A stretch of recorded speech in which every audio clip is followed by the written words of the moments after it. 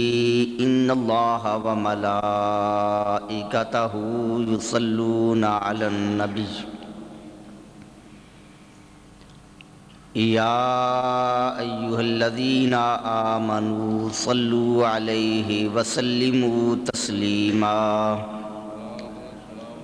الصلاة والسلام عليك يا سيدي يا رسول الله وعلى آلك وأصحابك يا سيدي يا حبيب الله الصلاة والسلام عليك يا سيدي يا رسول الله وعلى آلك وأصحابك يا سيدي يا نبي الله الصلاة والسلام عليك يا سيدي يا رسول الله وعلى آلك وأصحابك يا سيدي يا رحمة للعالمين.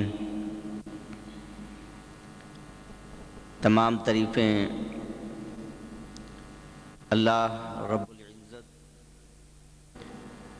جل شانہ کی ذات مقدسہ کے لیے، جو تمام کائنات کا خالق و مالک ہے، اور جس کریم ذات نے ہمیں پیدا فرما کر جود و کرم فرماتے ہوئے اپنی بے شمار نعمتوں سے نوازا، اور بے شمار درود ہمارے آقا و مولا محبوب خدا شب اسرا کے دولہا سید دو عالم نور مجسم شفیع معظم نبی مکرم صلی اللہ تعالی علیہ وسلم کی بارگاہ بے کس پناہ میں، جو ہم غلاموں کا سہارا ہیں اور جن کی محبت اور اطاعت عین ایمان ہے اور نجات کا وسیلہ اور ذریعہ ہے، حمد و صلوات کے بعد معزز سامعین حاضرین، اللہ جل مجد الکریم نے محبوب کریم صلی اللہ تعالی علیہ وسلم کو اس کائنات کی طرف اپنا آخری رسول، آخری نبی بنا کر مبعوث فرمایا، اور پوری کائنات میں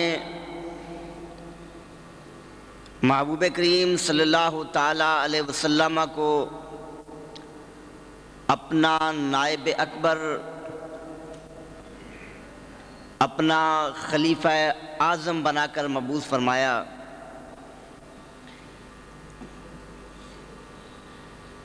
اور اللہ رب العزت جل مجد الکریم جس ہستی کو اپنی بارگاہ میں مقام قرب عطا فرماتا ہے، جتنا زیادہ قرب ہے اور جتنا بڑا مقام ہے، اسی کے مطابق اللہ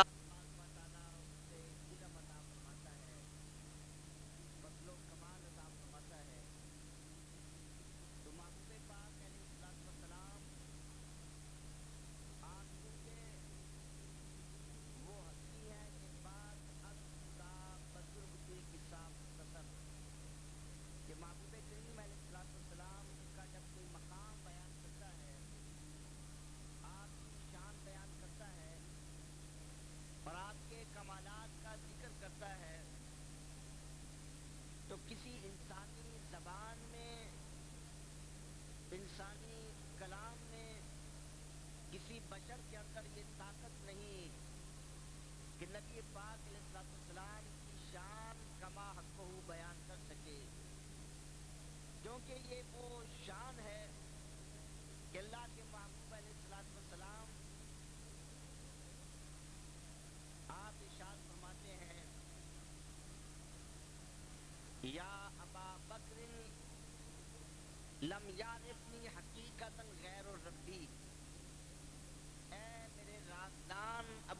صدیق میری شان، میرے کمال اور میری حقیقت کو میرے رب کے علاوہ کوئی نہیں پہچان سکتا۔ جس رب نے وہ شان عطا فرمائی وہی شان پہچانتا ہے اور وہی شان بیان کرنے کا حق ادا کر سکتا ہے۔ تو جو بھی شان بیان کرے گا تو وہ بیان کرتے کرتے عجز کا اظہار کر دیتا ہے، اپنے ہاتھ کھڑے کر دیتا ہے اور وہ یہی کہتا ہے کہ بعد خدا بدر کوئی قصہ مختصر، یا رسول اللہ صلی اللہ علیہ وسلم آپ کی شان ہم بیان نہیں کر سکتے، بلکہ مختصر بات یہ ہے کہ اللہ کے بعد سب سے جو بڑی ذات ہے، اللہ کے بعد سب سے بڑی شان والی جو ذات ہے وہ آپ کی ذات ہے۔ بس آپ کی شان کے لیے ایک گھر پہ آخر کہا جا سکتا ہے۔ تو پوری کائنات میں اللہ کے محبوب علیہ السلام کی شان سب سے عرفہ اور اعلیٰ ہے، تو پھر اللہ کے محبوب کا علم بھی سب سے عرفہ اور اعلیٰ ہے۔ ایمان یہی ہے، اور ایمان کی بات، دین کی بات، قرآن اور حدیث کی بات یہی ہے کہ اللہ کے محبوب علیہ السلام کا علم پوری کائنات اور پوری مخلوق کے علم سے زیادہ ہے، بلکہ ساری مخلوق کا علم محبوب کریم علیہ السلام کے علم کا ایک ذرہ ہے۔ اور محبوب کریم علیہ السلام کو اللہ نے جو علوم کے بے شمار سمندر عطا فرمائے ان کا کنارہ کوئی انسان نہیں پا سکتا۔ تو نبی پاک علیہ السلام آپ کہ علم پاک کو اللہ نے جو آپ کو شان علم عطا فرمائی، اس کو دیکھیے کہ ایک تو آپ اللہ کے نبی اور اللہ کے رسول ہیں، اس لحاظ سے آپ کا علم، ایک آپ رحمت للعالمین ہیں، اس لحاظ سے آپ کا علم دیکھو تو ان شانوں کا تقاضا یہ ہے کہ آپ کو پوری کائنات کا علم ہو، کیونکہ محبوب علیہ السلام آپ کسی ایک قوم کے نبی نہیں ہیں، کسی ایک علاقے کے نبی نہیں ہیں، کسی ایک زمانے کے نبی نہیں ہیں، بلکہ فرمایا کہ محبوب ارشاد فرماؤ قل یا ایھا الناس انی رسول اللہ الیکم جمیعا، اے محبوب اعلان فرما دو کہ اے سارے انسانوں میں تم سب کی طرف اللہ کا رسول بن کر آیا ہوں، زمانے کی قید نہیں ہے۔ اور خود فرمایا ارسلت الی الخلق کافہ، کہ اللہ کی پوری مخلوق کی طرف میں اللہ کا رسول بن کر مبعوث ہوا ہوں۔ پوری مخلوق میں انسان بھی آ گئے، جمادات، پتھر، حیوان، شجر، حجر، کیونکہ آپ تو وہ ہستی ہیں کہ جن کو پتھر بھی پہچانتے ہیں۔ جب پہاڑوں کے قریب سے گزرتے ہیں تو پہاڑ بھی عرض کرتے ہیں الصلاۃ والسلام علیک یا رسول اللہ۔ یہ کوئی آج ہمارا عقیدہ یہ نظریہ نہیں ہے، یہ تو احادیث صحاحہ کی حدیثیں ہیں، اور حدیث کی کتابوں میں یہ حدیث آج بھی جگمگا رہی ہیں کہ آپ پتھروں کے قریب سے گزرتے تو پہاڑ بھی عرض کرتے اور درخت عرض کرتے الصلاۃ والسلام علیک یا رسول اللہ۔ اور محبوب نے خود فرمایا ما من شیء فی الارض ولا فی السماء الا ویعلم انی رسول اللہ، کہ پورے زمین و آسمان میں کوئی ایسا ذرہ نہیں ہے جو یہ نہ جانتا ہو کہ میں اللہ کا رسول ہوں۔ ایک ایک ذرہ جو ہے وہ مجھے پہچانتا ہے کہ میں اللہ کا رسول ہوں۔ وہ پہچانتے ہیں تو تبھی تو محبت کرتے ہیں۔ فرمایا کہ ھذا جبل یحبنا ونحبہ، احد پہاڑ کے متعلق فرمایا کہ یہ پہاڑ ہم سے محبت کرتا ہے اور ہم اس سے محبت کرتے ہیں۔ محبت کے لیے دل چاہیے، زندگی چاہیے، شعور چاہیے، مگر نسبت مصطفیٰ آ جائے سب چیزیں مل جاتی ہیں، اور پتھر جن میں زندگی نہیں ہے ان میں بھی محبت مصطفیٰ پیدا ہو جاتی ہے۔ تو محبوب کی شان تو یہ ہے کہ کوئی ذرہ بھی ایسا نہیں جو آپ کی رسالت کے دائرے سے باہر ہو۔ اللہ رب العزت رب العالمین ہے، اور محبوب آپ پورے عالمین کی جانب اللہ کے رسول اور نبی ہیں۔ تو میں ما ارسلناک الا کافۃ للناس، محبوب ہم نے آپ کو نہیں بھیجا مگر پوری کائنات کی طرف رسول بنا کر۔ پہلے نفی کی ماں نہیں بھیجا، آگے اللہ کے ذریعے اس بات کیا، یہ نفی اور پھر اس بات، اس میں ایک حصر ہوتا ہے، جیسے کلمہ شریف ہمارا ہے لا الہ، کوئی معبود برحق نہیں، الا اللہ، مگر صرف ایک اللہ۔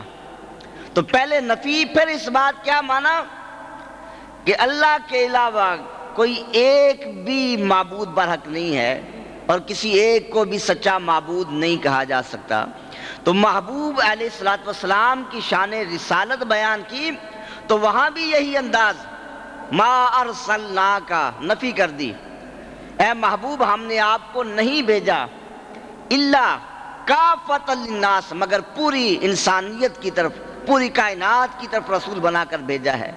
کیا مانا کہ اے محبوب، صرف یہ حصر والا معنی ہے، اے محبوب صرف یہی بات سچی ہے، اس کے علاوہ کوئی سچ نہیں ہے، زمانوں کی تخصیص نہیں، مکان کی تخصیص نہیں ہے اور قوموں کی تخصیص نہیں۔ اے محبوب جو تخصیص کرے کہ آپ کسی خاص قوم کے رسول ہیں، جو تخصیص کرے آپ کسی خاص علاقے کے رسول ہیں، جو تخصیص کرے آپ فلاں زمانے کے رسول ہیں، 40 سال بعد نبی بنے ہیں، اس طرح کی جو تخصیصات کریں، فرمائے کہ وہ سب جھوٹے ہیں، الا کافۃ للناس، سچی ایک ہی بات ہے، آپ ہر زمانے کے، ہر قوم کے اور ہر دور کے آپ نبی اور رسول ہیں، ساری کائنات کے آپ رسول ہیں۔ تو آپ کی رسالت کا دائرہ کار عام ہے۔ تو جب آپ کو اللہ نے پوری کائنات کی طرف رسول بنایا اور پوری کائنات کا نبی بنایا، تو نبی اور رسول کا تقاضا یہ ہے کہ اسے علم ہونا چاہیے۔ اگر نبی جانتا ہی نہیں کہ میں جن لوگوں کی طرف گیا ہوں ان کے احوال کیا ہیں، ان سے بے خبر ہے، تو وہ نبوت کے فرائض، رسالت کے فرائض انجام کیسے دے گا؟ اللہ کے محبوب علیہ الصلوۃ والسلام آپ جانوروں کی طرف رسول ہیں، پرندوں کی طرف رسول ہیں، درختوں کی طرف رسول ہیں، دریاؤں اور پہاڑوں کی طرف رسول ہیں اور پورے انسانوں کی طرف رسول ہیں۔ اس لیے آپ ہر انسان چاہے کسی قوم سے تعلق رکھتا ہے، اس کی آپ بولی سمجھتے ہیں، ہر جانور اس کی آپ بولی سمجھتے ہیں، ہر درخت کی آپ بولی سمجھتے ہیں، ہر ایک کے احوال کو جانتے ہیں اور پھر رسالت کا فریضہ سرانجام دیتے ہیں۔ تو جب رسول عام ہے تو آپ کا علم بھی عام ہے۔ جو علم پہ اعتراض کرے، قیدیں لگائے، یہاں کا علم ہے، وہاں کا علم نہیں، سامنے کا علم ہے، دیوار کے پیچھے کا علم نہیں، اس زمانے کا علم ہے، اس زمانے کا علم نہیں، تو وہ آپ کو پھر کامل رسول نہیں مانتا۔ علم کے بغیر رسالت نہیں ہوتی۔ نبی کا تو معنی یہ ہے غیب کی خبریں دینے والا، اور علم کے بغیر کوئی خبر کیسے دے سکتا ہے؟ نبی کا معنی یہ ہے غیب کی خبر دینے والا۔ تو اب بتائیے کہ کسی کو خود خبر نہیں ہے، جیسا کچھ لوگوں نے یہ لکھا کہ اللہ ہی جانتا ہے رسول اللہ کو کیا خبر، الیاذ باللہ، یہ تقویۃ الایمان میں الفاظ ہیں، رسول اللہ کو کیا خبر۔ ارے جو بے خبر ہے اس کو نبی اللہ کیوں فرما رہا ہے؟ تو جو شخص اللہ کے محبوب علیہ السلام کو بے خبر کہتا ہے الیاذ باللہ، تو وہ اللہ کے کلام پہ اعتراض کرتا ہے، اللہ کے انتخاب پہ اعتراض کرتا ہے۔ اللہ ان کو یا ایھا النبی فرما رہا ہے، اے غیب کی خبریں دینے والے، اے پوری کائنات کے رسول، پوری کائنات کے نبی، اللہ کائنات کا رسول فرما رہا ہے۔ تو جو شخص ان کو بے خبر کہتا ہے وہ خود بے خبر، بد نصیب اور بے ایمان ہے کہ اللہ کے کلام پہ اس کا ایمان نہیں ہے۔ اللہ کے کلام پہ جس کا ایمان ہے وہ جانتا ہے اللہ کے محبوب علیہ الصلوۃ والسلام کا علم اس قدر وسیع ہے کہ اللہ کی عطا سے آپ پوری کائنات کو بھی جانتے ہیں، بلکہ لوگوں کے دلوں میں پیدا ہونے والے خیالات سے بھی آپ آگاہ ہیں، اپنے غلاموں کے دلوں میں پیدا ہونے والے خیالات سے بھی آپ آگاہ ہیں۔ ابھی میں کچھ احادیث عرض کروں گا۔ تو یہ نبوت اور رسالت کا تقاضا یہ ہے کہ اس کا علم کامل ہو۔ علم کے بغیر کوئی حاکم نہیں بنتا۔ دنیا کے معمولی عہدے ہوتے ہیں، جس کسی کو کسی علاقے کا افسر بنایا جاتا ہے، حاکم بنایا جاتا ہے، اسے اس علاقے کا علم ہوتا ہے، بے خبر کو حاکم نہیں بناتے۔ اور یہ دنیا کے حاکم ناقص حاکم ہوتے ہیں، ان کی حکومتیں ناقص ہوتی ہیں، ان کے اختیارات ناقص ہوتے ہیں۔ اللہ کے محبوب علیہ السلام ان کو اللہ حاکم بنا رہا ہے۔ فلا وربک لا یؤمنون حتی یحکموک، اے محبوب تیرے رب کی قسم، جب تک یہ تجھے حاکم نہ مانے ایماندار ہو ہی نہیں سکتے۔ آپ کو حاکم ماننے پر اللہ نے ایمان کا دار و مدار رکھا۔ قسم اٹھا کر فرمایا اے محبوب جو تجھے حاکم نہیں مانتا، اے محبوب تیرے رب کی قسم وہ مومن ہو ہی نہیں سکتا۔ تیرے رب کی قسم بتا دیا کہ اے محبوب میں رب تو ہوں، مگر مجھے جو رب مانے گا تیرا رب مانے گا، اور تیرے وسیلے سے مانے گا، تجھ سے سن کر مانے گا، تیرے واسطے سے مانے گا، اس کی توحید مقبول ہوگی۔ اور جو تیری بارگاہ سے ہٹ کر پھر رب رب کا اعلان کرے گا، اس کی اقرار ربوبیت کا بھی اعتبار نہیں ہوگا، اس کے ایمان کا اعتبار نہیں ہوگا۔ تو ایک اللہ کے محبوب علیہ السلام کی شان علم اس انداز سے کہ آپ نبی اور رسول ہیں، اور نبوت اور رسالت کا تقاضا یہ ہے کہ علم کامل ہو۔ اور دوسرا، اللہ نے محبوب کی ایک صفت بیان کی ہے، رحمت، ما ارسلناک الا رحمت للعالمین، اے محبوب ہم نے آپ کو نہیں بھیجا مگر پوری کائنات کے لیے، عالمین پورے جہان والوں کے لیے رحمت بنا کر۔ عالم کا لفظ بولا، عالم کہتے ہیں ما سوی اللہ کو، اللہ کے سوا ہر چیز عالم۔ ایک عالم اور ایک عالم یہ فرق ہے، زیر کے ساتھ پڑھیں عالم، اس کا معنی جاننے والا، علم والا، اور عالم زبر کے ساتھ اس کا معنی جہان۔ تو لفظ عالم عربی میں لفظ عالم کا معنی ہوتا ہے اسم لما یعلم بہ الصانع، جس کو دیکھ کر بنانے والے کا پتہ چلے۔ کائنات کے جس ذرے کو ہم دیکھیں اللہ کے وجود کا علم آتا ہے، یہ چیز موجود ہے، اس کا کوئی بنانے والا موجود ہے، اس لیے اللہ کے سوا ہر چیز کو عالم کہیں گے، چاہے وہ انسان ہیں، چاہے وہ جن ہیں، وہ فرشتے ہیں، وہ نبی ہیں، رسول ہیں، زمین ہے، آسمان، دریا، درخت، پہاڑ، ہر چیز عالم ہے۔ تو فرمایا کہ محبوب ہم نے آپ کو ساری کائنات کی طرف رحمت بنا کر بھیجا۔ رحمت کہا، نبی پاک کو رحمت کہا، حالانکہ اللہ کے نبی ذات ہیں اور رحمت ایک صفت ہے۔ ذات اور ہوتی ہے، صفت اور ہوتی ہے۔ علم ایک صفت ہے اور علم والا وہ ذات ہے۔ ہم یہ کہیں محدث اعظم پاکستان رحمۃ اللہ علیہ علم والے ہیں، لیکن یہ نہیں کہیں گے کہ وہ علم ہیں، کیونکہ علم تو صفت کا نام ہے اور صفت والا عالم ہوتا ہے۔ اسی طرح رحمت تو صفت ہے اور رحمت والا، رحم کرنے والا وہ ذات ہے، مگر اللہ نے یہ نہیں فرمایا اے محبوب آپ رحم کرنے والے ہیں، آپ رحمت والے ہیں، بلکہ فرمایا کہ آپ رحمت ہیں۔ صفت کا اطلاق اللہ کے نبی کی ذات پر کیا گیا، حالانکہ ذات اور ہوتی ہے، صفت اور ہوتی ہے۔ وجہ کیا ہے؟ یہ اہل عرب کا طریقہ ہے کہ ایک آدمی کسی صفت میں کمال کو پہنچ جائے، انتہائی کمال حاصل کر لے، تو پھر عرب والے اس پہ وہ صفت ہی بول دیتے ہیں۔ ایک آدمی بہت زیادہ عدل کرتا ہے، بہت زیادہ انصاف کرتا ہے، زید ہے، وہ عدل کرتے کرتے اتنا عدل والا بن جاتا ہے کہ وہ کہتے ہیں زید عدل ہے۔ کیا معنی کہ زید اتنا عدل کرنے والا بن گیا کہ گویا خود عدل اس کی ذات ہی بن گئی ہے، یہ سراپا عدل بن گیا۔ زید علم ہے، کیا مطلب کہ علم میں اتنا کمال ہے کہ گویا علم خود اس کی ذات ہی بن گیا اور یہ سراپا علم بن گیا۔ تو اللہ نے بھی فرمایا ما ارسلناک الا رحمت للعالمین، کہ میرے محبوب علیہ السلام رحمت والے وصف میں اس انتہا کے مقام پہ فائز ہیں، اس بلند مقام پہ فائز ہیں کہ پوری کائنات میں جہاں بھی رحمت تقسیم ہوتی ہے وہ در مصطفیٰ سے ہوتی ہے. جو کوئی رحمت کرتا ہے وہ در مصطفیٰ سے لے کر رحمت بانٹتا ہے. جو کوئی خزانے بانٹتا ہے وہ در مصطفیٰ سے لے کر بانٹتا ہے. کیونکہ یہ قاعدہ ہے، محبوب کا ارشاد ہے، اللہ یعطی انما انا قاسم. ہر نعمت عطا اللہ فرماتا ہے اور تقسیم میں مصطفیٰ فرماتا ہوں. محبوب کا وسیلہ درمیان میں نہ ہو کوئی رحمت تقسیم کر ہی نہیں سکتا. جس کسی کو رحمت ملے گی در مصطفیٰ کے وسیلے سے ملے گی. تو اس لیے فرمایا گویا خود محبوب کی ذات بالکل رحمت ہے، عین رحمت ہے. تو آپ کو اس رحمت والے وصف میں کمال کی صفت عطا فرمائی، کمال کی رحمت فرمانے والے ہیں.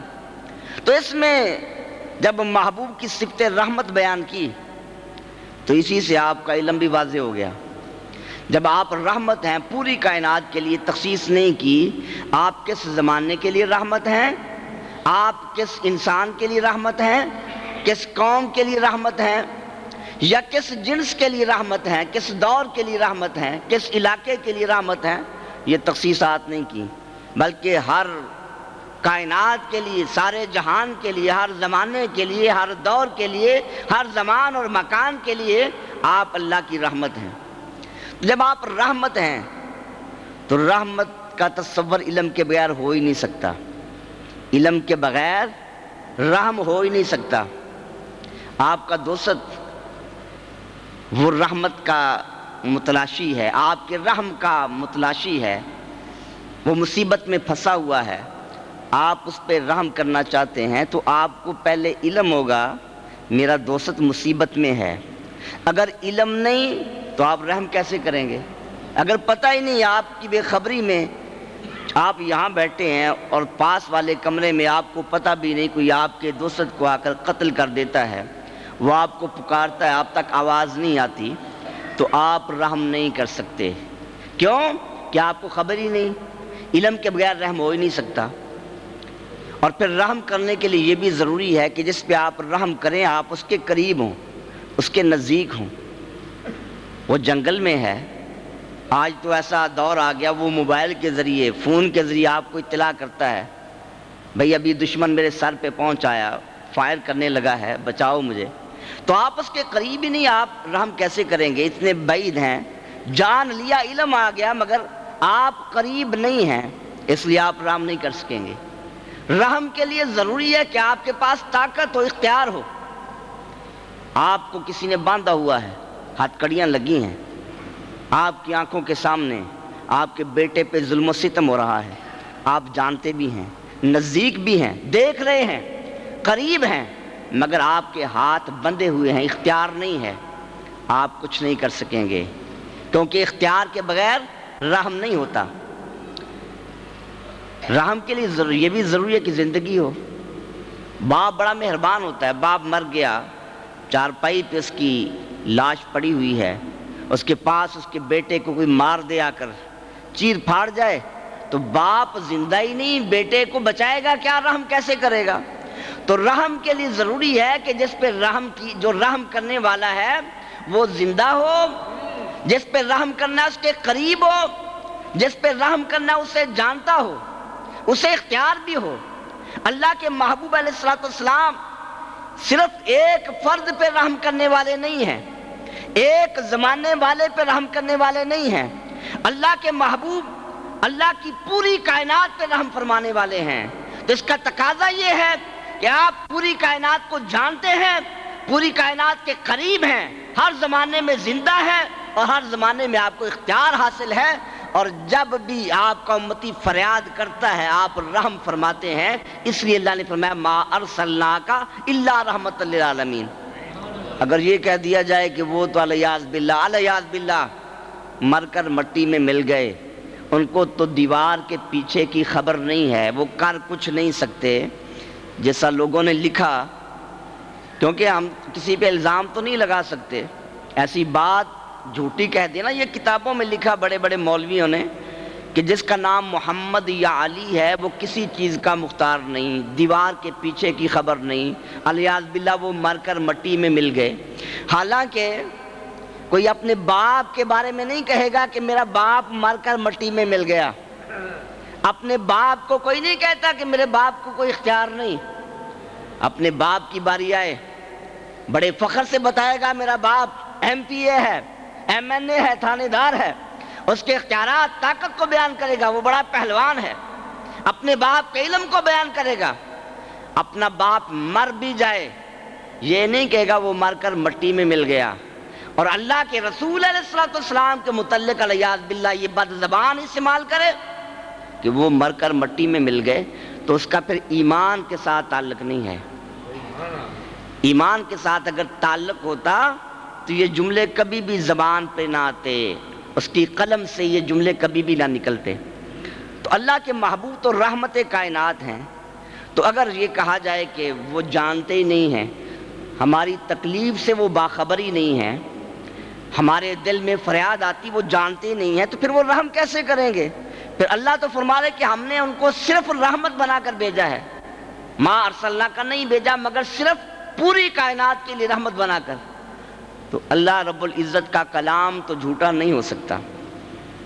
جن کا ایمان چلا جائے پھر وہ یہاں بھی کہہ دیتے ہیں کہ اللہ تعالیٰ بھی جھوٹ بول سکتا ہے. علیہ باللہ یہ کتابیں لکھی گئیں, اللہ نے فرمایا کہ محبوب آخری نبی ہیں, اس کے بعد کوئی نبی نہیں. تو اب ان لوگوں نے کہا کہ اس کا رد کیسے کریں, انکار کیسے کریں؟ تو اس کا انکار کرنے کے لیے پھر یہ جملہ تراشا کہ اللہ جھوٹ بھی بول سکتا ہے. کتابوں کی کتابیں لکھ ڈالی صرف اسی بات کو ثابت کرنے کے لیے, اور بھی نبی آ سکتا ہے, اسی کو ثابت کرنے کے لیے ایک نیا عقیدہ نکالا, اللہ تعالیٰ جھوٹ بھی بول سکتا ہے. آدمی اگر ایک جھوٹ بولے اس کو سچ ثابت کرنے کے لیے, چھپانے کے لیے ہزاروں سینکڑوں جھوٹ بولنے پڑتے ہیں.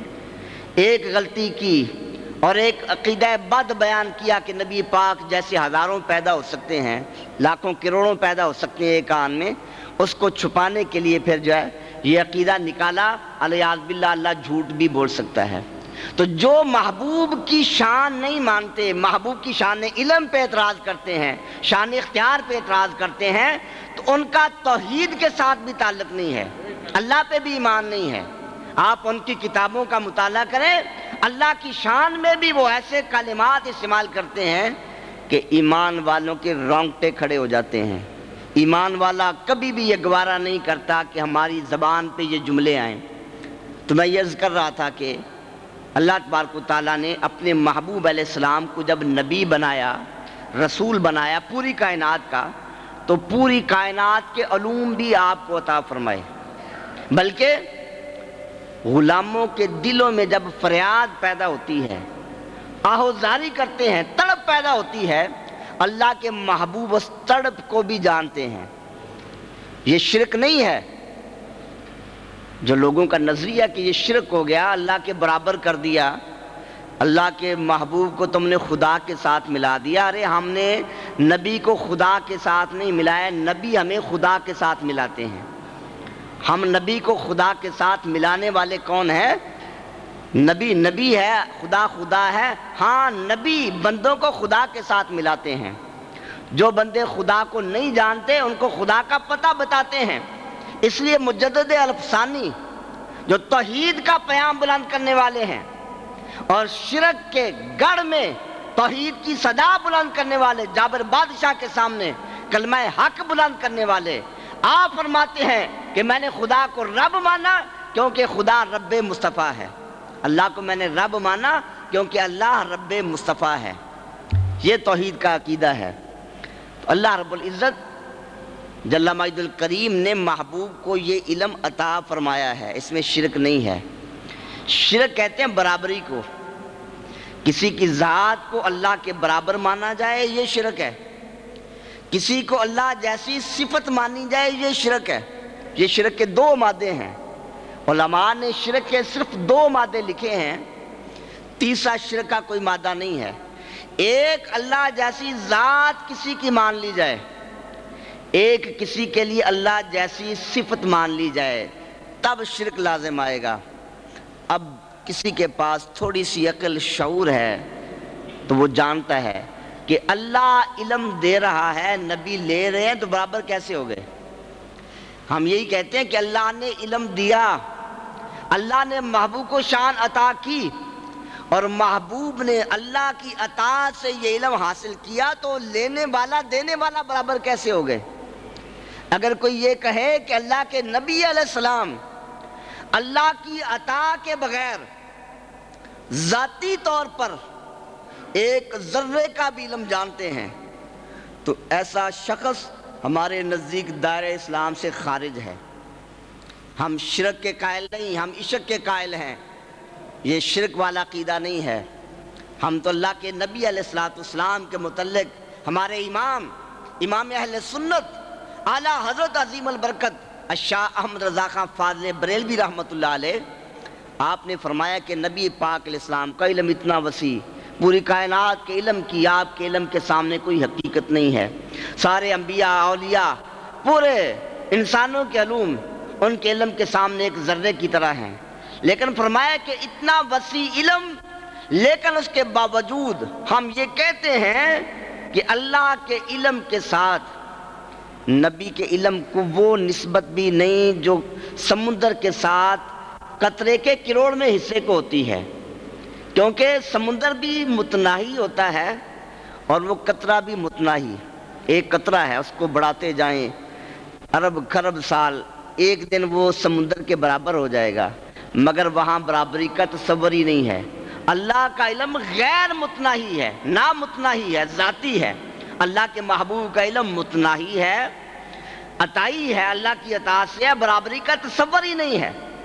تو ہم شرک والے عقیدے کے قائل نہیں ہیں، ہم یہی کہتے ہیں کہ یہ سب اللہ کی عطا ہے، اللہ دینے والا، محبوب لینے والے، کسی کو تکلیف کیا؟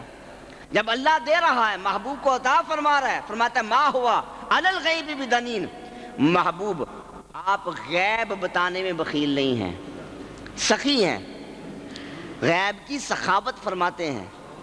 تو بتائیے ایک آدمی اس کے پاس پھوٹی کوڑی بھی نہ ہو، جیب خالی ہو، ہم کہیں یہ بڑا سخی ہے؟ بھئی اس کے پاس خود کچھ نہیں تو وہ کسی کو کیا دے گا، سخاوت کیا کرے گا؟ سخی کے لیے پہلے غنی ہونا ضروری ہے، پہلے وہ غنی ہوگا، اس کے پاس خزانہ ہوگا، دولت ہوگی، خیرات ہوگی، تبھی وہ آگے خیرات تقسیم کرے گا۔ اگر وہ خود خالی ہے کسی کو کیا دے گا؟ اگر الیاذ باللہ اللہ کے محبوب علیہ السلام خود بے خبر ہوتے، آپ کو خود علم نہ ہوتا، پھر آپ اس علم غیب کو آگے خیرات کیسے فرماتے؟ اللہ فرما رہا ہے کہ آپ تو غیب بتانے میں بخیل نہیں ہیں، آپ سخاوت فرماتے ہیں غیب کی۔ تو غیب کے خزانوں کی سخاوت تبھی فرماتے ہیں کہ آپ اللہ کی عطا سے غیب کے خزانوں کے مالک ہیں۔ اللہ نے آپ کو مالک بنایا ہے کہ آپ جسے چاہیں وہ غیب کے خزانے عطا فرما دیتے ہیں، جسے چاہیں وہ علم کے خزانے عطا فرما دیتے ہیں۔ قرآن مجید نے فرمایا علمہ کا ما لم تکن تعلم، اے محبوب جو کچھ بھی آپ نہیں جانتے اللہ نے آپ کو سکھلا دیا۔ ہم نبی پاک علیہ السلام کے متعلق عقیدہ بیان کریں، آپ کا علم بیان کریں، تو لوگ کہتے ہیں یہ بریلوی جو ہیں یہ تو قصے کہانیاں بیان کرتے ہیں، قرآن حدیث کو نہیں مانتے۔ بھئی ہمارا عقیدہ تو قرآن والا ہے، قرآن نے فرما دیا کہ جو کچھ بھی نہیں جانتے، قرآن نے قید نہیں لگائی۔ ما لم تکن تعلم، ما عموم کے لیے ہے، عربی زبان کا ابتدائی کلاسوں کا طالب علم وہ جانتا ہے کہ لفظ ما عموم کا معنی دیتا ہے۔ ما لم تکن تعلم، اے محبوب جو کچھ بھی آپ نہیں جانتے سب اللہ نے آپ کو سکھلا دیا۔ سکھلانے والا کون؟ اللہ۔ استاذ اللہ ہے، معلم اللہ ہے، اور سیکھنے والے کون؟ اللہ کے نبی ہیں۔ اور سکھایا کس ذریعے؟ کتاب کیا ہے، نصاب کیا ہے؟ نزلنا علیک الکتاب تبیانا لکل شیء، قرآن کے ذریعے آپ کو ہر چیز کا علم عطا فرما دیا۔ اب استاذ اللہ ہے، نصاب قرآن ہے، اور سیکھنے والے اللہ کے محبوب ہیں۔ اگر استاذ کامل نہ ہو، استاذ ناقص ہے، تو پھر بھی تعلیم کے بعد علم کامل نہیں آتا۔ استاذ بڑا لائق ہے، مگر جو کتاب پڑھا رہا ہے وہ کتاب اچھی نہیں، وہ کتاب ناقص ہے، تو پھر بھی علم کامل نہیں ہوتا۔ استاد بھی بڑا لائق ہے، استاد بھی بڑا کامل ہے، کتاب بھی بڑی اعلیٰ ہے، مگر آگے جو شاگرد ہے وہ کند ذہن ہے، اس میں استعداد ہی نہیں، صلاحیت ہی نہیں ہے، وہ پڑھ ہی نہیں سکتا، تو پھر استاد پڑھاتا رہے، کتابیں کتنی اچھی ہوں تو وہ شاگرد کچھ حاصل نہیں کر سکتا۔ تو یہاں سکھلانے والا اللہ ہے کہ علیم بذات الصدور، سینوں کے بھید بھی جیسے پوشیدہ نہیں ہیں، اور جس نصاب کے ذریعے سکھایا جا رہا ہے وہ قرآن ہے، لا رتم ولا یابسن الا فی کتاب مبین، کوئی خشک و تر ذرہ ایسا نہیں جس کا علم قرآن میں نہ ہو۔ اور سیکھنے والے محبوب محمد مصطفیٰ ہیں جن کی استعداد یہ ہے، علم نشرح لک صدرک، اے محبوب تمہارے سینے کو ہم نے کھول دیا ہے، پوری کائنات کی وسعتیں بھی محبوب کے سینے کا مقابلہ نہیں کر سکتی۔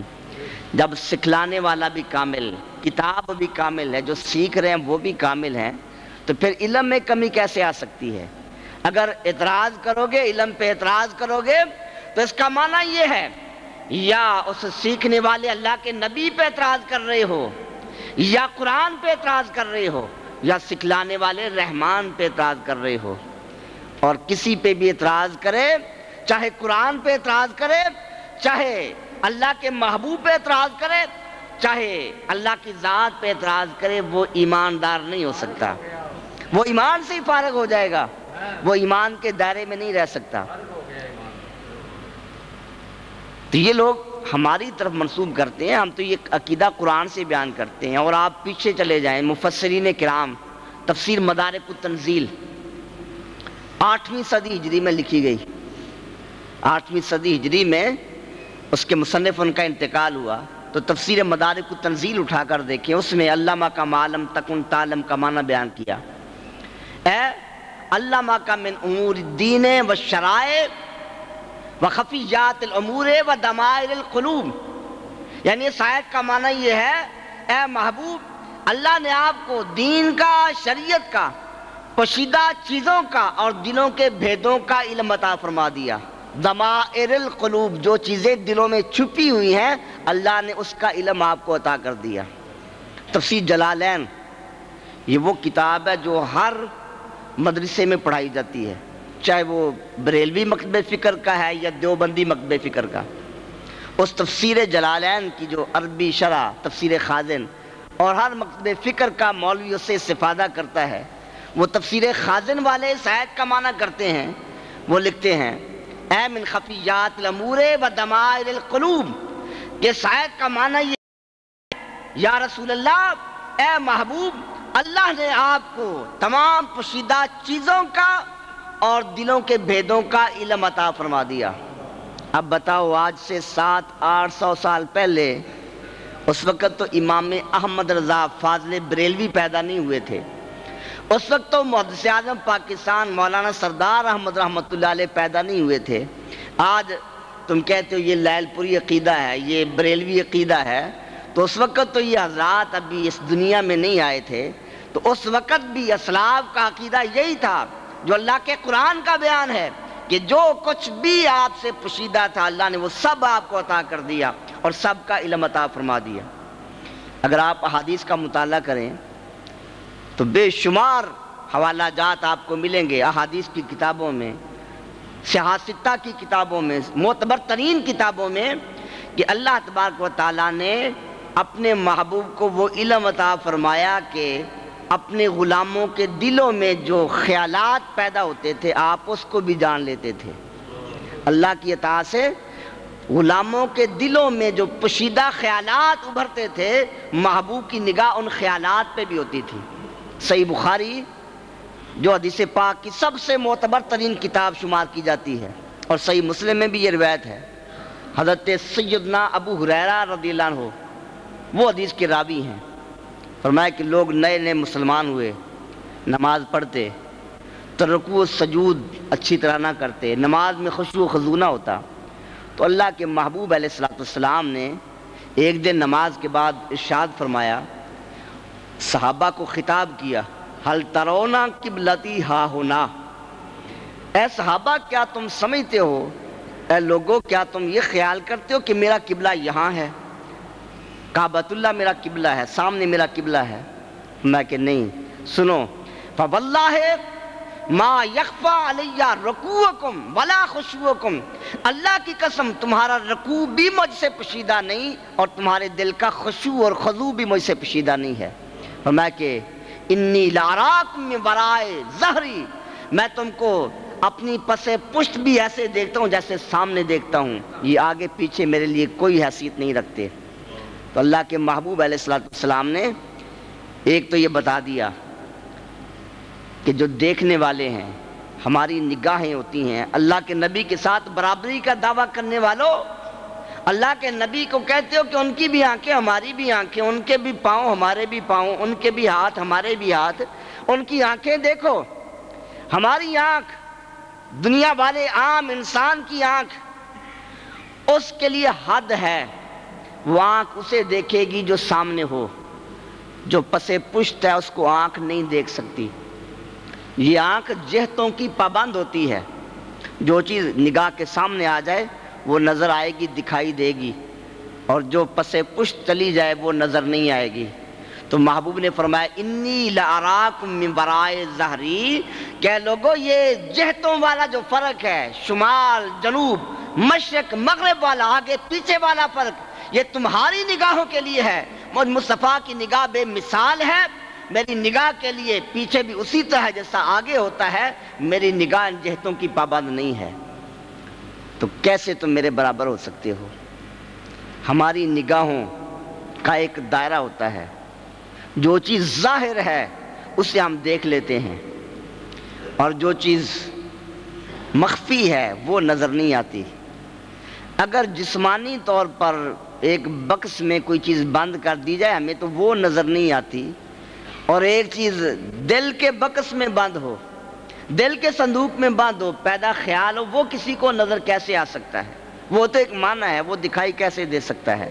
لیکن اللہ کے محبوب نے فرمایا اے غلاموں، تم اس نگاہ کو عام نگاہ نہ سمجھو، یہ نگاہ نبوت ہے، یہ محبوب خدا کی نگاہ ہے، اور میری نگاہ کا عالم یہ ہے کہ دل میں جو بند چیز ہے، پوشیدہ خیال اور خشوع ہے، وہ بھی نگاہ مصطفیٰ سے پوشیدہ نہیں ہے۔ یہ اور نگاہیں ہیں جن کو دیکھنے کے لیے ظاہر چاہیے، باطن نظر نہیں آتا، مگر نگاہ مصطفیٰ کا عالم جدا ہے، جو دل میں پوشیدہ خیال ہے وہ بھی میری نگاہ سے مخفی نہیں ہے۔ اور میں حل ترون قبلتی ہا ہونا، کیا تم میرا قبلہ اسی کو سمجھتے ہو؟ علم مصطفیٰ بھی بیان کیا جا رہا ہے اور عظمت مصطفیٰ کے ایک نقطے کی طرف اشارہ بھی ہے کہ لوگوں یہ نہ سمجھ لینا کہ کعبہ ہی میرا قبلہ ہے۔ قبلہ وہ ہوتا ہے جو نگاہوں کا مرکز ہو، توجہ کا مرکز ہو، اور کعبۃ اللہ اور قبلہ تو یہ ہے جو نگاہ مصطفیٰ کے گرد گھومتا ہے۔ جس طرف نگاہ مصطفیٰ ہو جاتی ہے قبلہ بھی ادھر بنا دیا جاتا ہے۔ تو فرمایا کہ میری ذات تو کعبے کی بھی کعبہ ہے، قبلہ کی بھی قبلہ ہے، تم ظاہری آنکھوں سے اس کو قبلہ سمجھ رہے ہو، ورنہ حقیقت تو یہ ہے کہ میری ذات تو کعبے کی بھی کعبہ ہے، قبلہ کی بھی قبلہ ہے۔ بلکہ فرمایا کہ دنیا والوں کا قبلہ یہ بیت اللہ ہے۔ تفسیر روح المعانی کے اندر فرمایا گیا کہ یہ دنیا والوں کا قبلہ بیت اللہ ہے، اور اللہ کی نگاہ رحمت کا قبلہ ذات مصطفیٰ ہے، کیونکہ دنیا والے کعبے کی طرف رخ کرتے ہیں اور اللہ کی نگاہ رحمت کا رخ ذات مصطفیٰ کی طرف ہے۔ جس وقت ذات مصطفیٰ ہو جاتی ہے، جس وقت نگاہ مصطفیٰ پھر جاتی ہے، رحمت خدا کے دریا بھی اسی طرف بہ جاتے ہیں، تو رحمت خدا کا قبلہ وہ ذات مصطفیٰ ہے۔ تو اللہ کے محبوب علیہ السلام تو فرما رہے ہیں کہ لوگوں یہ تمہاری نگاہیں ہوں گی جن سے یہ دلی خیالات پوشیدہ ہوتے ہیں، جو ظاہر کو دیکھتی ہیں، جو سامنے کو دیکھتی ہیں، جس کے لیے ظاہر باطن کا فرق ہے، جس کے لیے یمین و شمال کا فرق ہے، مگر نگاہ مصطفیٰ ان فرقوں سے برال ورا ہے، ان قیدوں سے برال ورا ہے۔ نگاہ مصطفیٰ پیچھے بھی اسی طرح دیکھتی ہے جیسا آگے دیکھتی ہے، اور باطن کو، دل کے خیالات کو بھی اسی طرح دیکھتی ہے جیسا ظاہر کو دیکھتی ہے۔ دوسری حدیث پاک دیکھیے، صحیح بخاری شریف، صحیح بخاری کی حدیث پاک ہے۔ حضرت سیدنا ابو ہریرہ رضی اللہ تعالیٰ عنہ آپ اس حدیث کے راوی ہیں۔ فرمایا کہ ایک دن مجھے بڑی بھوک لگی، کھانے کے لیے کوئی چیز موجود نہیں تھی، اصحاب صفہ میں تھے، اور اصحاب صفہ وہ اصحاب تھے جو محبوب کی بارگاہ میں دستگاہ نبوت میں ہر وقت پڑے رہتے، کھانے کو کچھ ملتا کھا لیتے، ورنہ وہ نگاہ دیدار مصطفیٰ کرتے اور محبوب کے فیضان علم سے مستفید ہوتے رہتے۔ یہ وہ اسلام کی پہلی درسگاہ ہے، اس کے وہ طالب علم حضرت ابو ہریرہ رضی اللہ عنہ، فرمایا کہ بھوک کا غلبہ ہوا، باہر نکلا، سیدنا صدیق اکبر رضی اللہ تعالیٰ عنہ وہ تشریف لائے۔ فرمایا کہ میں نے دل میں خیال کیا کہ کسی بہانے ان سے بات کرتا ہوں، شاید میری بھوک کا ان کو اندازہ ہو جائے اور میرے کھانے کا انتظام کر دیں۔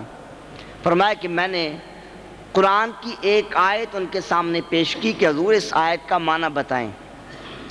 آپ نے میری حالت کو نہ سمجھا، قرآن کی آیت کا معنی بتا دیا اور تشریف لے گئے۔ بھوک اسی طرح برقرار رہی، بھوک کا غلبہ رہا، پھر انتظار کرتا رہا۔ حضرت امیر المؤمنین سیدنا عمر فاروق رضی اللہ عنہ آپ تشریف لائے۔ پھر میں نے سوچا کہ اب عمر فاروق آ گئے ہیں، ان سے میں کوئی بات پوچھتا ہوں، شاید انہیں توجہ ہو اور میری بھوک کا اندازہ ہو جائے، کھانے کا انتظام کر دیں۔ فرمایا کہ وہ سامنے آئے تو میں نے عرض کی حضور قرآن کی اس آیت کا معنی کیا ہے، اس کی تفسیر کیا ہے؟ تو آپ نے بھی قرآن کی تفسیر بیان کی، آیت کا معنی بیان کیا اور تشریف لے گئے۔ بھوک اسی طرح باقی رہی۔ فرمایا کہ تھوڑی دیر گزری، مر بی ابو القاسم، پھر ابو القاسم محبوب خدا تشریف لائے، اللہ کے محبوب تشریف لائے۔ فرمایا کہ اب میں نے جان لیا کہ پہلے بھوک کا علاج نہیں ہوا تھا، اب زبان سے کہنے کی ضرورت پیش نہیں آئے گی، اللہ کے محبوب خود ہی انتظام فرما دیں گے۔ لوگ کہتے ہیں محبوب کو پتہ نہیں چلتا، علم مصطفیٰ دیکھیے اور صحابی رسول کا عقیدہ دیکھیے۔ فرمایا کہ جب اللہ کے محبوب تشریف لائے، فَتَبَسَّمَ حِينَ رَآنِي، محبوب نے مجھے دیکھا مسکرا پڑے، جان گئے کہ میرا غلام کس انتظار میں ہے، میرا غلام کس مصیبت میں ہے، کس پریشانی میں ہے۔ فرمایا کہ عرفہ ما فی نفسی، اللہ کے محبوب نے جیسے ہی میری طرف نگاہ کی، میرے دل میں جو بھی خیالات تھا، ما فی نفسی، میرے دل میں جو کچھ بھی تھا سب محبوب نے پہچان لیا، جان لیا کہ میرا غلام بھوکا ہے اور روٹی کی طلب کر رہا ہے۔ یہ اللہ کے محبوب کا علم اور صحابہ کا عقیدہ۔ یہ نہیں فرمایا کہ محبوب جانتے نہیں، دیوار کے پیچھے کی خبر نہیں، بخاری کی حدیث پاک ہے۔ فرمایا ما عرفہ ما فی نفسی، جو کچھ میرے دل میں تھا محبوب نے فوراً پہچان لیا۔ یہ علم مصطفیٰ ہے کہ جو دل میں بات پوشیدہ ہے محبوب اس کو بھی جانتے ہیں، اس سے بھی آپ بے خبر نہیں ہیں۔ دیوار کا پیچھا یہ تو بعد کی بات ہے، یہ تو ظاہر کی باتیں ہیں، اور آج سائنسی آلات ایسے آ گئے دیوار کے پیچھے کو بھی دیکھا جا سکتا ہے، مگر ایسے سائنسی آلات تو نہیں ہیں کہ دل کی بات کو جان لیا جا سکے۔ مگر نگاہ نبوت وہ نگاہ ہے کہ جہاں سائنس بھی جواب دے جاتی ہے، یہ ساری ایجادات، یہ سارے آلات جواب دے جاتے ہیں، عاجز آ جاتے ہیں، وہاں نگاہ مصطفیٰ کام کرتی ہے۔ دل میں جو پوشیدہ خیالات ہیں وہ بھی نگاہ مصطفیٰ سے مخفی نہیں ہیں۔ اسی طرح صحیح بخاری کے اندر یہ حدیث پاک ہے، اللہ کے محبوب علیہ الصلوۃ والسلام کے پاس مال غنیمت حاضر ہوا، آپ نے وہ مال غنیمت تقسیم فرما دیا۔ محبوب جانتے تھے اور آپ کو علم ہے کہ کس کو کتنا دینا ہے۔ محبوب نے کسی کو زیادہ مال دے دیا، کسی کو تھوڑا مال دیا، تو کچھ لوگوں نے شکایت کی کہ اللہ کے محبوب علیہ الصلوۃ والسلام نے فلاں لوگوں کو زیادہ مال دیا ہے، ان کو زیادہ دولت عطا کر دی، زیادہ خزانہ دیا، ہمیں مال کم ملا ہے۔ تو ہوتے ہوتے یہ شکایت اللہ کے محبوب علیہ السلام کی بارگاہ تک پہنچی، تو محبوب پاک علیہ السلام تشریف لائے اور آپ نے فرمایا کہ اے سوال کرنے والوں، اے شکایت کرنے والوں، میری تقسیم پہ تمہیں پتہ نہیں میں تقسیم کرنے والا جانتا ہوں میرا علم کہاں تک ہے اور میں کیسے تقسیم کر رہا ہوں.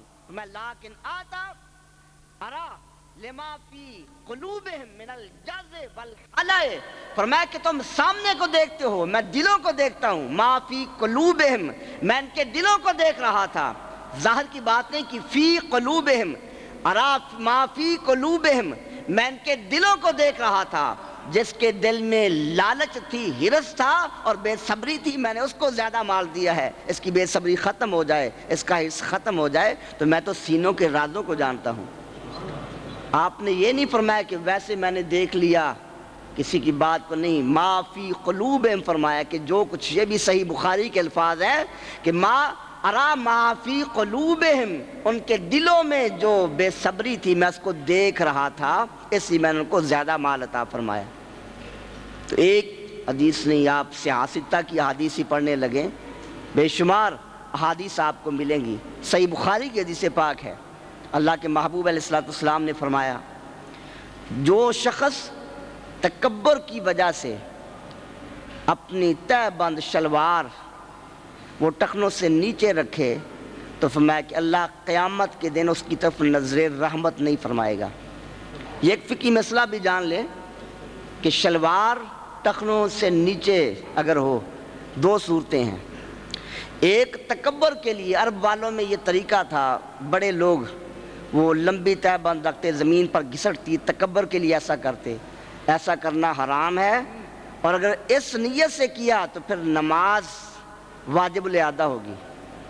اور ایک ویسے کسی کی تہ بند ٹخنوں سے نیچے ہے تو وہ بہتر طریقہ نہیں، خلاف اولا ہے، مگر اس کو گناہ گار نہیں کہا جا سکتا. آج ایسے لوگ بھی ہیں کہ وہ مستحب کب کے خلاف کرے اس پہ وہ فوراً فتویٰ لگاتے ہیں، تو وہ مکروہ تنزیہی ہے. بہتر طریقہ یہی ہے کہ ٹخنوں سے اوپر ہو. اگر ویسے ٹخنوں سے نیچے شلوار رہ گئی تو وہ گناہ گار نہیں ہے، خلاف اولا، اگر اس کی تکبر کی نیت نہیں ہے. اور پھر بعض لوگ شلوار کو اڑس لیتے ہیں، اوپر کر لیتے ہیں، تو یہ خلاف وضع، وہ شلوار کو ٹخنوں کو اوپر کرنے کے لیے شلوار کو ایسا اڑس لینا، یہ بھی مکروہ تحریمی ہے. اگر شلوار بڑی ہے تو پھر اس کو ویسے شلوار کو جہاں تک ہو سکتا ہے اونچا باندھے، لیکن ایسا اڑسنا یہ مکروہ تحریمی ہے. تو بھائی یہ تو فقہی مسئلہ تھا. اللہ کے محبوب علیہ السلام نے فرمایا جو شخص تکبر کی وجہ سے، یہ حدیث میں تکبر کے الفاظ ہیں، جو تکبر کی وجہ سے جس کی شلوار تہ بند ٹخنوں سے نیچے ہوگی، قیامت کے دن اللہ اس کی طرف نظر رحمت نہیں فرمائے گا. آپ کے ارکان میں حکمت ہوتی ہے. اگر شلوار اس طرح نیچے ہوگی، وہ زمین پہ گھسٹے گی، نجاست لگے گی، اور اسلام تو صفائی کا نام ہے، نظافت کا نام ہے. تو محبوب نے جب یہ فرمایا، حضرت صدیق اکبر، یہ صحیح بخاری کی حدیث پاک ہے، حضرت ابوبکر صدیق رضی اللہ تعالیٰ عنہ نے عرض کی یا رسول اللہ صلی اللہ علیہ وسلم، میری شلوار، میری تہ بند تو ٹخنوں سے نیچے ہوتی ہے، میرے ساتھ کیا ہوگا؟ یہ صحابہ کرام کا خوف خدا تھا، خشیت الہیہ تھی کہ فوراً دل میں یہ خوف پیدا ہوتا کہ میرا یہ عمل قابل گرفت ہے. عرض کی یا رسول اللہ صلی اللہ علیہ وسلم، آپ فرما رہے ہیں کہ جس کی شلوار ٹخنوں سے نیچے ہوگی اللہ نظر رحمت نہیں فرمائے گا، اور میری تہ بند، میری چادر، ازار وہ ٹخنوں سے نیچے ہوتی ہے، میرے ساتھ کیا ہوگا؟ تو اللہ کے محبوب نے کیا فرمایا؟ فرمایا لستا ممن یصنع خیلاء، اے صدیق اکبر، یہ حکم جو میں نے بیان کیا یہ اس کے لیے ہے جو تکبر سے ایسا کرتا ہے، اور تمہاری نیت ارادہ تکبر کا نہیں ہے، تمہارا دلی ارادہ تکبر کا نہیں ہے. اب محبوب کی نگاہ دیکھو، صدیق اکبر رضی اللہ عنہ نے کوئی بتایا نہیں، عرض نہیں کیا حضور میں کیوں ایسے کرتا ہوں. فرمایا کہ حضور مجھ سے ایسے ہو جاتا ہے، شلوار نیچے ہو جاتی ہے، ازار تہ بند نیچے ہوتی ہے. تو آپ نے ان کے دل کو دیکھ لیا. فرمایا کہ صدیق اکبر، وہ تو تکبر والوں کے لیے حکم ہے، اور تمہارے دل میں تکبر نہیں ہے. تو اللہ کے محبوب علیہ السلام اپنے غلاموں کے دلوں کو جانتے تھے، ان کے دلوں پہ نظر تھی، ان کے دلوں کے احوال سے باخبر تھے. تو اس باخبر نبی کے ساتھ ہمارا تعلق ہے، اور باخبر نبی ہی قیامت کے دن کام آئیں گے. جو کہتے ہیں اللہ کے نبی علیہ السلام کو خبر ہی نہیں ہے، تو ان کے لیے وہ وسیلہ ذریعہ نہیں بنیں گے. کیونکہ قرآن مجید میں جہاں شفاعت کا رد کیا تو وہ ان لوگوں کے لیے جن کا تعلق نہیں ہے، اور تعلق والے ان کے لیے تو شفاعت بھی ہے، سفارش بھی ہے، وسیلہ بھی ہے۔ اللہ کے محبوب علیہ السلام کی عظمت کو آج ہم مانیں گے، اللہ کے محبوب علیہ السلام کی عظمت کا چرچا کریں گے، محبوب کریم علیہ السلام کے کمالات کا بیان کریں گے۔ اسی کا نام ایمان، اسی کا نام اسلام، اسی کا نام دین ہے۔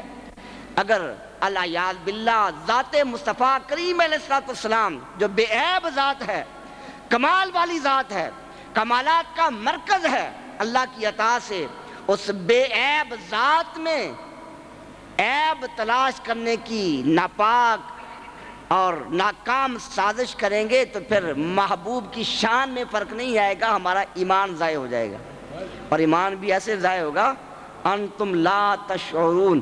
اللہ نے فرمایا کہ تم کو پتہ بھی نہیں چلے گا، تم تو سمجھو گے کہ ہم تو بڑے مجاہد ہیں، بڑے ہم جہاد کے نعرے لگاتے ہیں، بڑے تبلیغی ہیں، بڑے چکر لگاتے ہیں، بڑے ہم قرآن کے قاری اور مفتی ہیں، تم اسی گمانڈ میں رہو گے، مگر قیامت کے دن جاؤ گے، نامہ اعمال کو دیکھو گے، وہ سارا صاف ہوگا، حبطت اعمالہم، سارے اعمال ضائع ہو جائیں گے، کوئی عمل کام نہیں دے گا جب تک دل میں عظمت مصطفیٰ کا جذبہ نہیں ہے، محبت مصطفیٰ کا جذبہ نہیں ہے۔ اللہ رب العزت جل شانہ کی بارگاہ میں دعا ہے محبوب کریم علیہ السلام کی عظمت کو بیان کرنے اور صدق دل سے ایمان لانے کی اور اس پہ خاتمہ کی توفیق نصیب فرمائے۔ وآخر دعوانا الحمدللہ رب العالمین۔ گرامی قدر، آج کی سنورانی متبرک محفل پاک میں ہمارے درمیان محدث اعظم ساؤنڈ اور مووی کیسٹ سیڈیز کی حوالہ سے ارشد مارکیٹ جنگ بازار فیصل آباد کا یہ وہ خوبصورت ادارہ ہے کہ جسے عالم اسلام کے ممتاز خطباء، علماء، ثناخوان نشری لہان، قرہ کی ویڈیو اور آڈیو سیریز جو ہیں وہ آپ حضرات کو دستیاب ہو سکتی ہیں۔ آج کی اس محفل پاک میں یہ ساؤنڈ سمیت ایچ ڈی کیمروں کے ساتھ پوری محفل پاک کی کاروائی کو محفوظ کر رہے ہیں۔ آج کی اس محفل پاک کی مکمل آڈیو ویڈیو سیریز آپ حضرات ڈیویڈیز ان سے حاصل کر سکتے ہیں۔ پیر قاری محمد جہانگیر رضوی صاحب ساقی محدث اعظم ساؤنڈ اور مووی کیسٹ ملٹی میڈیا اور ڈیویڈیز کے حصول کے لیے ارشد مارکیٹ جنگ بازار محدث اعظم ساؤنڈ اور مووی میکرز کے حوالہ سے آپ حضرات نے ہمیشہ یاد رکھیں۔ ارشد مارکیٹ جنگ بازار فیصل آباد۔